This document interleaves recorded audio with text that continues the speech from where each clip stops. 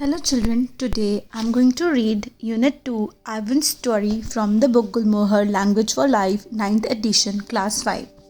Now let's get started with Ivan's story. Let's know about Kathryn Applegate, who is an American writer whose works include fantasy and adventure novels. Her children's novel, The One and Only Ivan, has been recognized for the way in which the writer makes us think about how we treat animals and the feelings that animals have. Ivan is a gorilla who lives in a cage at a mall. He has spent 27 years either living in a human home or at the mall. The story told by Ivan is about how he has nearly forgotten his life in the wild. The book was inspired by the true story of Ivan, who lived in a similar situation for 27 years. The Grunt. I was born in a place humans call Central Africa, in a dense rainforest, so beautiful, no crayons could ever do it justice. Gorillas do not name their newborns right away, the way humans do. We get to know our babies first. We wait to see hints of what might yet be. When they saw how much she loved to chase me around the forest, my parents decided on my twin sister's name, Tag. Oh, how I loved to play tag with my sister. She was nimble, but when I got too close, she would leap onto my unsuspecting father. Then I would join her and we would bounce on his belly until he gave us the grunt, a sound that meant enough. That game never got old, although my father might have disagreed. Mud. It did not take long for my parents to find my name.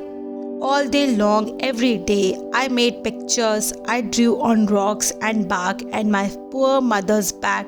I used the sap from leaves. I used the juice from fruit, but mostly I used mud. So this is how this gorilla was named as Mud, and gorillas don't keep the names of their young ones right away. And that is what they called me, Mud. So this was my name.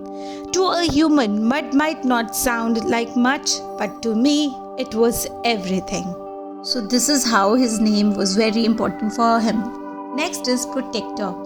My family, which humans call a troop, so the family of gorillas is known as a troop, was just like any other gorilla family. There were 10 of us, my father, the silverback, my mother and 3 other adult females, a young male called a blackback, and 2 other young gorillas. Tag and I were the babies of the group. We fought from time to time, but my father knew how to control us with a simple scowl. And for the most part, we were happy to do what we were meant to do, to feed and search for food and nap and play. My father was a master at leading us to the ripest fruit for our morning feast and the finest branches for our night nests. He was everything a silverback is meant to be: a guide, a teacher, a protector. The perfect life. Gorilla babies, elephant babies and human babies are not so different, except that a gorilla gets to spend the day riding on his mother's back. Slowly, carefully, a young gorilla begins to go further and further away from the safety of his mother's arms. He learns the skills he will need as an adult: how to make a nest of branches, weave them tightly or they will fall apart in the middle of the night, how to beat your chest, most important for them. And we recognize gorillas as the animals that beat their chest. And how do they do that? Cup your palms to amplify the sound. They cup their palms. How to move from tree to tree, don't let go. How to be kind, strong and loyal. As a young gorilla, you make mistakes, you play, you learn. You do it all over again. It was for a while a perfect life. The end. One day, a still day, when the hot air hummed, the humans came. Wine. After they captured my sister and me, they put us in a cramped, dark crate. Somehow I knew that in order to live, I had to let my old life die. And now this was the beginning of the new life of this gorilla who was named as Mud. But my sister could not let go of it. She kept thinking about our home all the time till she fell very sick. And she felt sick. The temporary human. It was Mac who opened that crate. Mac who took me, and Mac who raised me like a human baby. I drank from a bottle. I slept in human beds, sat in human chairs, listened while human words swarmed around me like angry bees, because he did not get those words. Mac's wife Helen was quick to laugh but quick to anger too, especially when I broke something, which was often.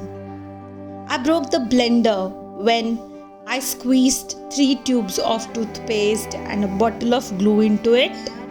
I broke my toes attempting to swing from a lamp fixture on the ceiling. I broke 46 glasses. Well, it turns out there are many ways to break a glass. Every weekend, Mac and Helen drove me to a restaurant where they ordered something for me. I went to baseball games, to the grocery store, to a movie theater, even to the circus. They did not have a gorilla. I rode a little motorbike and blew out candles on a birthday cake. My life as a human was an exciting one, although my parents would not have approved. Hunger. In my new life as a human, I was well taken care of, yet at night, lying alone in my pajamas, I longed for the cheerful grunts of a play fight and the easy safety of my nearby troop. Remember what happened to Tag, I told myself. Don't think about the jungle. Still, sometimes I lay awake wishing for the warmth of another just like me.